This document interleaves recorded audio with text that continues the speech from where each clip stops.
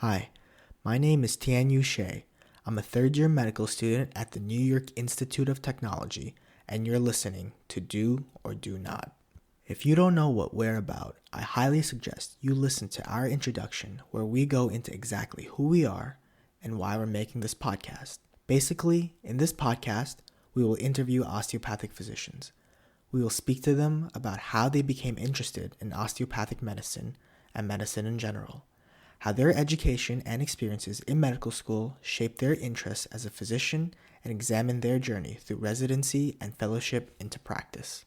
We will look at amazing individuals who have done incredible things, from starting large family practices through which have touched 3 generations and thousands of lives, to hospital administrators who have changed healthcare systems and the way that medicine is practiced in the United States. These interviews will not only explore important controversial topics in medicine, but delve into the physician's individual field and experiences, sharing their perspective, knowledge, and insight into modern medicine. This podcast is geared towards osteopathic students, but we believe it will be a valuable resource for all healthcare students, pre-medical students, practicing physicians, as well as anyone interested in the physician's journey. These are the trials and tribulations of becoming a doctor. As we alluded to in the introduction, my first guest is my mentor, Dr. Ian Storch.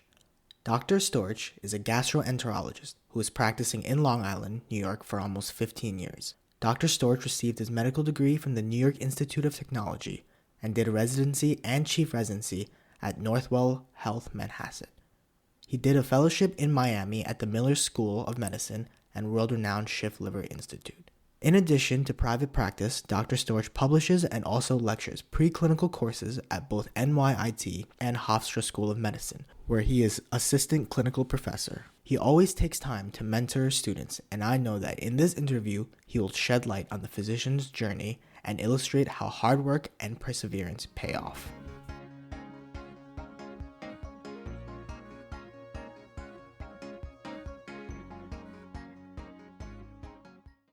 Hi, Dr. Storch. Thank you for being here today. I guess one of the first questions I would like to ask you is, how did you become interested in medicine in the first place? I actually started college as an English major, and I had no intention of going to medical school. I met a guy named Gary Popovetsky, who actually is a DO now also. He was very into EMS and always dreamt of becoming an ER doctor. He got me into EMS, and at some point I decided that yes, I would like to go to medical school. And how did you specifically learn about osteopathic school? During my junior year, I lived with another pre-med student named James Dool, and he had already been accepted into University of Rochester for med school. He had a Barron's book, which he loaned me, which outlined different medical schools. The first section was on allopathic school, and the second section was on dental school. There were about 5 pages in the back of the book that went over osteopathic medical school, which I really didn't know much about. I really became interested as I thought health and holistic medicine was kind of interesting. I went to the library and took out some books on osteopathic school that were there and quickly became intrigued. And how did you decide which school you wanted to attend? It was probably about 1994 at that point, and there was no internet. So I wrote letters to all of the osteopathic schools requesting brochures and ended up applying to those schools. I interviewed at a bunch of osteopathic schools, including Kirksville, which was the founding school and really an amazing experience. But ultimately, because I had a girlfriend in New York, I decided to go to NYCOM, which was a New York osteopathic college. And what was your transition to medical school like? In my first 2 years at NYCOM, I really had a great experience. I think that the academics were amazing. Specifically, I met a lot of great people, including Dave Elkowitz, who was my anatomy TA. And specifically, I remember my anatomy group, which is really the people who you bond with the most in school. Those guys were Joe Germano, Patrick O'Shaughnessy, John Weinstein, Adam Carpenteri, and Bob Doran. Hopefully we'll get some of these guys on the podcast in the next few months. They all did great things. While you were at NYIT, did you follow a standard medical student path or did you do something differently that helped set you on your career? One of the things that I learned when I was young is that I always could do more with less time. So, an example is when I was in high school, I was allowed to take a certain number of AP classes like European history. And based on that AP, I was allowed to sit for other tests like economics and world history. And I found that if I just sat and studied those topics from my encyclopedia that was in the house, I could take the test and get a decent score, or at least enough to get college credit. My wife would always say that this is breaking the rules. I see it as kind of bending them a little bit. I did something similar in medical school. I wanted to take a pulmonary rotation during my clerkships, and it was closed. I wasn't able to get in, and the attending was really a famous doctor that I really thought I would learn a lot from.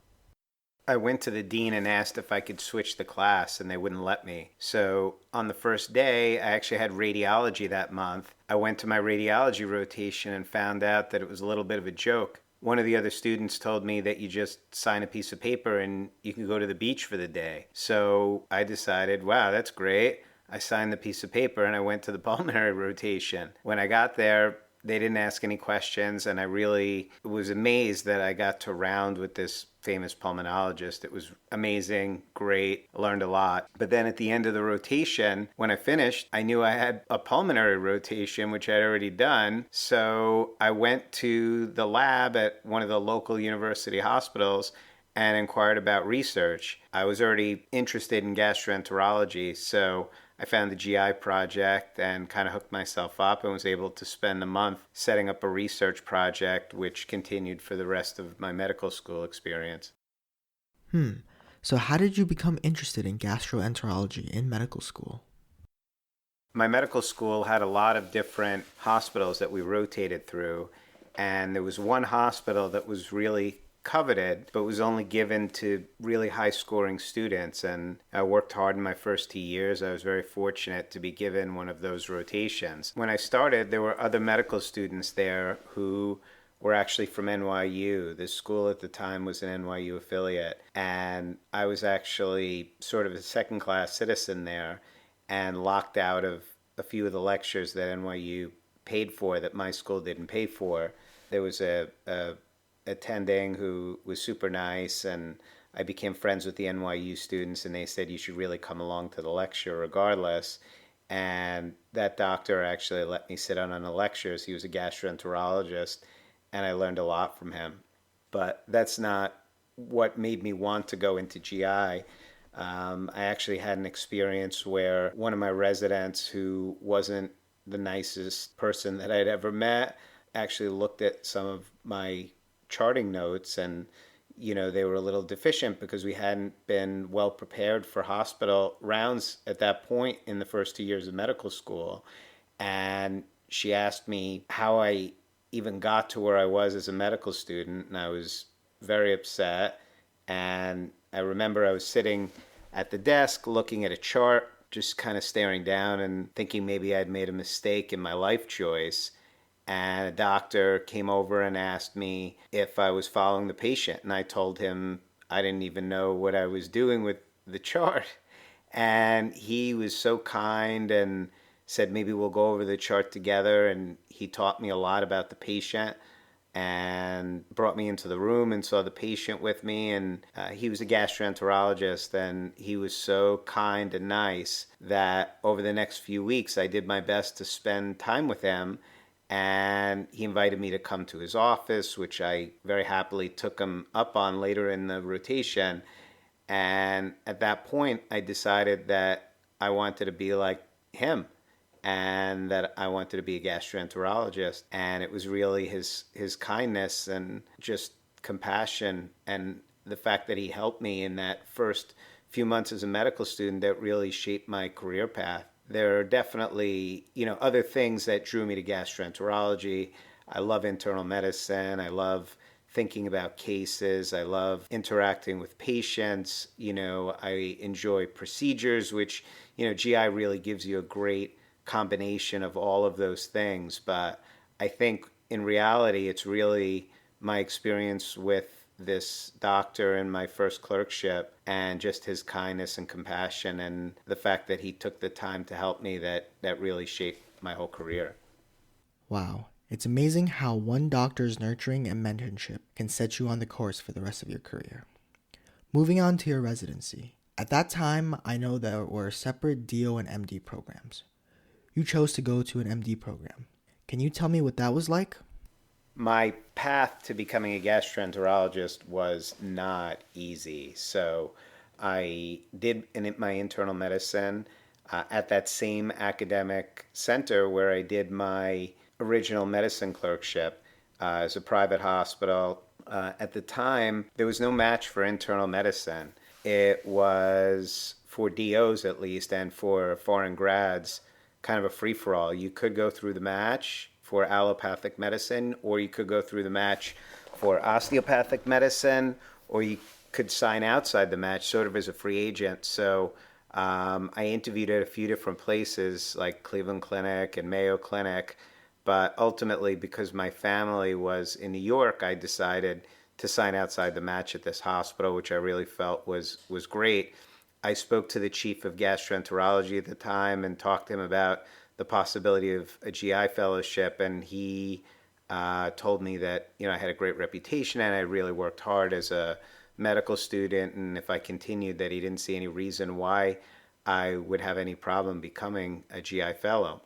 I was fortunate that at that time there were two tracks. One track was primary care, and the other was categorical. The categorical spot was for people that wanted to do fellowship, and I was the only DO taken into the categorical position at that time. The funny thing about that was, because I was the only DO, they actually issued me a badge which said MD on it.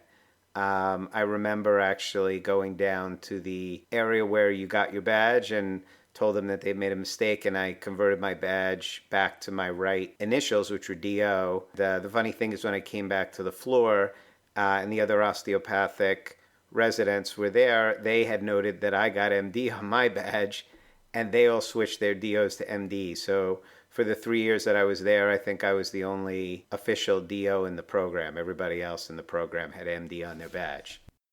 It is my understanding that gastroenterology is a very difficult fellowship to obtain, possibly the hardest one to obtain in internal medicine. With that being said, was it difficult for you to get a fellowship in gastroenterology? My residency was very academic and supervised. I really had a great first 2 years, and I was able to do research, and I was able to publish some papers, and ultimately I applied for GI, which was very competitive at the time. There were really 3 other good candidates at the time, one of which got a fellowship in Manhattan with a really amazing connection that they had, and I felt that I was much more qualified than the other candidate. However, when the final list came out, the person who got the spot was the other candidate, and I was pretty upset. So at that point, they were choosing chief resident, and they called me into the office and told me that they'd like me to stay on for teaching year, which is actually a very big feather in your cap. It's really an honor to be selected in internal medicine to stay for an extra year and teach. My other 2 co-residents who were chosen were really spectacular, and it was really an honor and a privilege to work with them for the year, and I was very excited to do that administrative job and get a little more experience in that part of medicine. But really, the boon or the reward that you get for being chief resident is typically to get the fellowship of your choosing. So that means that after you accepted the chief position, you should have been guaranteed a GI position, right? I went in to speak to the chief of GI, and I told him that I had gotten the chief residency position and that, I would be applying for GI the following year. Of note, the doctor who had been the chief of GI pretty much promised me the spot when I was a medical student, coming into the residency, had left. So this was a new chief, and he smiled at me and very politely told me that I would have a very good shot at getting the spot as chief resident. And that was really not a good sign because, again, the classic way that things work is that the chief always gets their fellowship. I kind of closed the door and I sat with them and I said, listen, I really have this dream of being a gastroenterologist. If you're not going to give me the spot, I wish you would just tell me. And with the door closed, he told me that he was not going to be giving me the spot. The reason was that he felt that taking a DO into fellowship would not increase the prestige of the institution, which was really sad to me. So I left the room and thought about leaving medicine and picking up on a career in law or doing something different. Went back to my dorm room and really thought long and hard. And ultimately, I decided that I needed to think outside the box and I needed to figure out a different way to do this. And one of the issues was that because GI was so competitive, most places would take people only from in-house. So I decided that because I couldn't get a spot in-house, that I really needed to get a spot somewhere else. And in order to do that, I would have to become in-house somewhere else. Wow, that sounds like quite the hurdle. What did you do after that? I went to the chairman of medicine and told him that I wanted to do an away rotation. And even though I hadn't gotten a spot the year before, I had about 15 interviews. And the place that I had felt the best and really wanted to go, my dream program, was University of Miami. So I asked the chairman if I could take 2 weeks, 4 weeks, 2 weeks and 2 weeks, put them together and make a month rotation out of my vacation, and asked if the hospital would support my malpractice insurance for me to go there. He agreed. That was a huge, huge thing that had not been done before.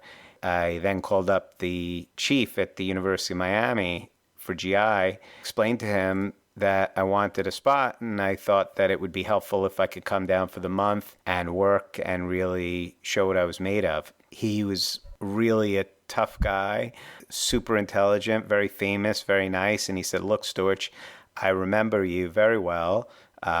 We had 5 positions last year. We ranked you 6. We had 200 applications and we got our top 5. So you only missed a spot by 1. And if you apply this year with a chief resident on your resume, there's a good chance you might get the spot. And if you come down here for a month, you might screw the whole thing up. So I basically told him that I guess the point would be that I'm willing to bet a month of my vacation that if I came down for the month, that they would give me the spot at the end of that time period. And that's what I did. So thankfully, thank RV Rogers for allowing me to come down to University of Miami. I went down to Miami for a month. I worked my tush off. I did the work of all the fellows. The fellows basically just got to hang out for the month. I saw every consult. I saw every patient. I watched every scope. I followed up on every lab, every CAT scan, and anybody on the service was mine.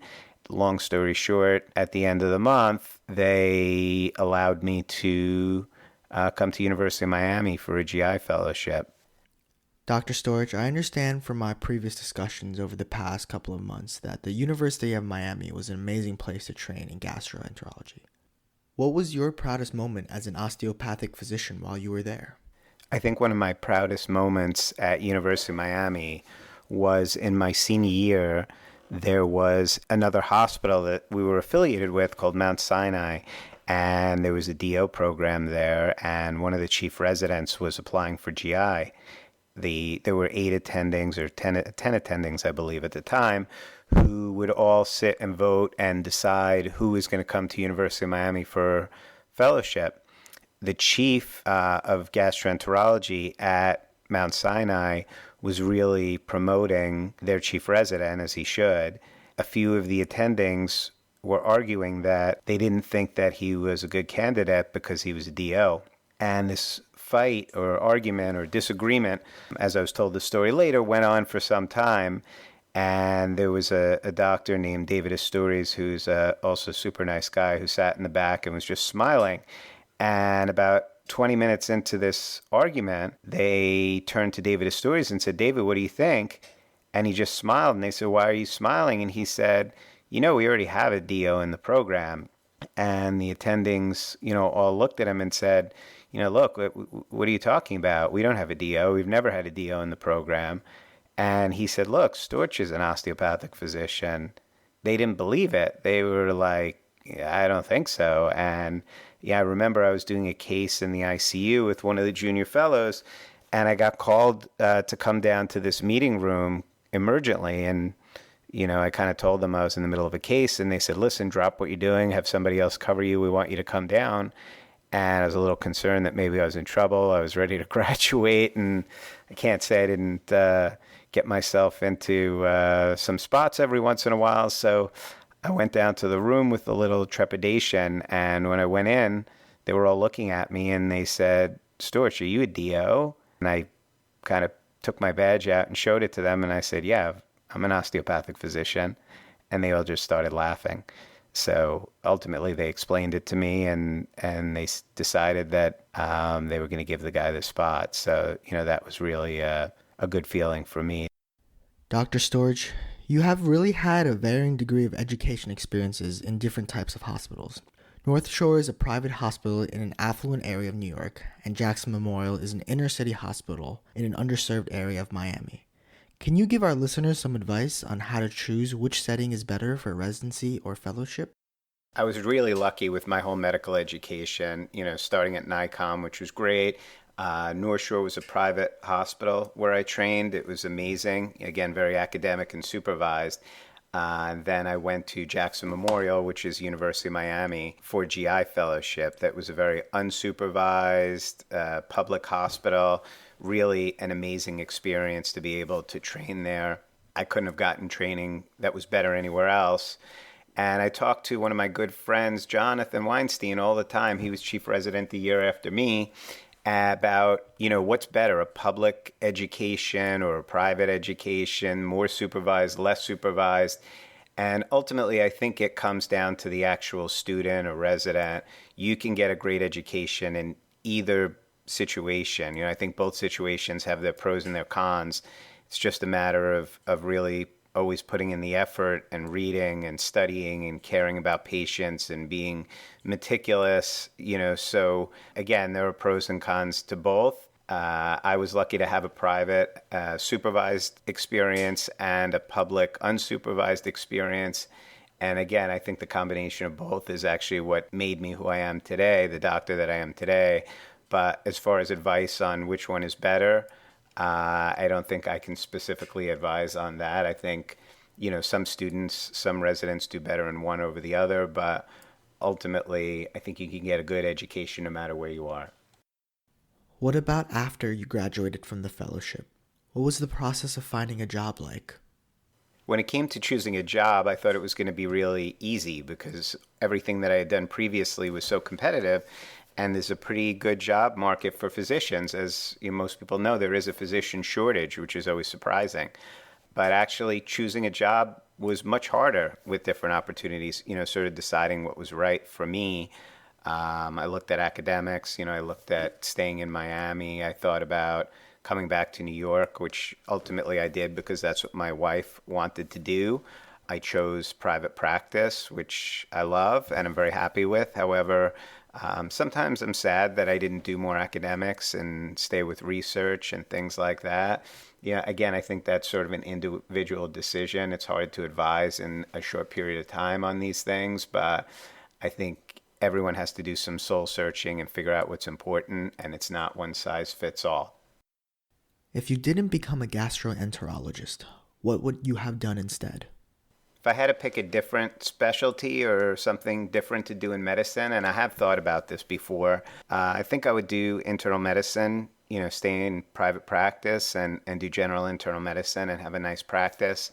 I like taking care of people. I like the bond and the caring and the relationship that you have with patients. Again, I chose GI because of the procedures, which I really do enjoy also. But ultimately, I really like taking care of people and talking to people and having relationships with people. I think internal medicine is, in my opinion, the best specialty. Obviously, I'm biased because I am an internist and I did my chief year, but I think they have such a great fund of knowledge. I think they have such deep relationships with their patients in primary care. And I think if I were to do something different, general internal medicine would be my choice. As I mentioned earlier in the podcast, I did think about going to law school at some point. I don't know that I'd like that.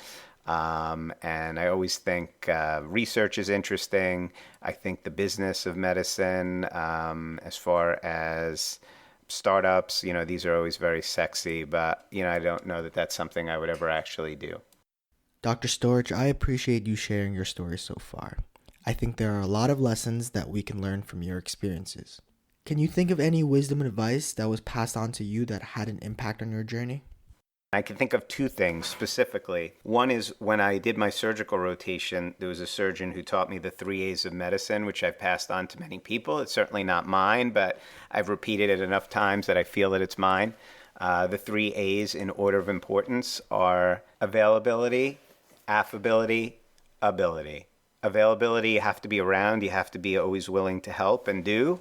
If you're not around, it doesn't work. I think one of the themes that you'll see from all of my stories is work hard and be there to play. So availability is most important. The second is affability. People have to like you. Obviously, ability is super important. You really want to be good, but that's the least important of the 3 A's. The other piece of advice that I was given when I was a medical student was from my good friend Dave Elkowitz, who, again, hopefully will get on this podcast at some point. But he was really smart. He was a TA fellow. He was the smartest guy that I met while I was in school, which is saying a lot. And, I went to Dave at some point and said, Dave, how are you so smart? Like, how do you know so much? I'll never know as much as you do. I really felt intimidated, although he was so nice and kind and helpful. I said, how will I don't think I'll ever know as much as you know. And his comment was, Ian, if you learn one thing a day over 365 days, you'll know 365 things. And over a number of years, that'll be a lot. And I kind of preach that as well. Then, with that being said, do you think it was mostly skill or luck that got you to where you are today? I think my life's theme is definitely hard work. I would definitely say that things that I've accomplished are more from hard work than from luck. My opinion on luck, certainly I have been lucky. There's no doubt. But I think a lot of luck is just based on being in the right place at the right time, based on always working really hard and showing up to play. I think you make your own opportunities. I think luck happens when you are putting in 110% and showing up all the time. And there are plenty of times where I went down paths that didn't yield, and there are plenty of times that I showed up and things just didn't go my way, obviously. But I think if you, again, work hard and continually stay at it, you will accomplish your dreams. And I think that's the key to life. What about in terms of finances? I wanted to ask you about the value of medical school education. As you know, many medical students graduate with over $100,000 in debt. Can you share your thoughts on that? Money is always an interesting question. First of all, when it comes to choosing a specialty or deciding what you want to do with your life, I think the most important thing is waking up every day and enjoying what you do. I definitely think that it's important to have enough money, but most, if not all, physicians should be fine and not have to worry about things. As far as loans and financing medical school, I think, I went to undergraduate at a SUNY school, at a state school, so it was relatively inexpensive. Certainly NICOM was a significant loan that I needed to take. I did take loans for all of medical school. And then I did 7 years of postgraduate education, at which time I really wasn't able to pay off my loans. So it's certainly an overwhelming thing as you're looking at this number and unable to pay it. But, again, as I stated earlier, on a physician's salary, no matter what your specialty, I think medical school is a good investment. You should be able to pay off your loans without too much difficulty. I do believe in things like Physicians on Fire and The White Coat Investor. If you have not heard of these websites, I think they're worth looking at. I didn't have these resources available to me at the time, but they have dictums such as living like a resident for a few years after you finish your residency and not spending too much on cars and houses early on as you're paying off your debt and not allowing it to linger. I think those are important things to remember, but I wouldn't worry about the debt too much. I would try to keep it as low as possible and pay it off as soon as possible, but not lose sleep over these things because they always end up working out fine.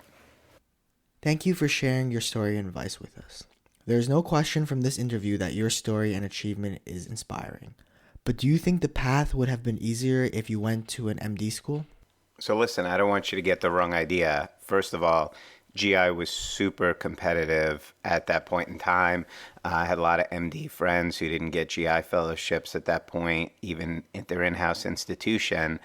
At my institution, what was really flattering was there were two specific chiefs that I remember. One was Alan Fine, who was the chief of pulmonary critical care at the time, who called me into his office. You know, he kind of caught wind of the whole situation and he said, listen, Storch, we would love for you to do pulmonary. And he pulled out a contract for me and he said, I won't even interview this year. I would just give you the spot. And this was before I did chief. He said, listen, I'm the boss of the program director. I'll get you out of your chief spot and just come do pulmonary with me. And I was super flattered. Another doctor, Alessandro Bellucci, who was chief of nephrology at the time, called me in and did something very similar. So, you know, people were really nice to me and people appreciated my hard work. You know, as far as my degree goes, it didn't make a difference. You know, they realized that, you know, I would do a good job and I was hardworking and really always did my best to take care of patients. It was just that I wanted to do GI and I wasn't willing to do something else. It was kind of GI or bust. All right, well, once again, thank you so much, Dr. Storch, for your time. I'm sure our listeners were able to get something out of this interview. I know I definitely did. This concludes our first episode of Do or Do Not. Send all inquiries, comments, suggestions, and even let us know if there's someone you want us to interview at doordonotpodcast@gmail.com. And like us on Facebook at Do or Do Not Podcast for updates. If you enjoyed this podcast, please share it with your classmates and administration. We have so many distinguished guests lined up like directors of hospitals, deans, program directors, and so many more. Thank you so much for listening. This is Tianyu Shea, OMS 3, closing with the sage-like advice of George Lucas: try not. Do or do not. There is no try.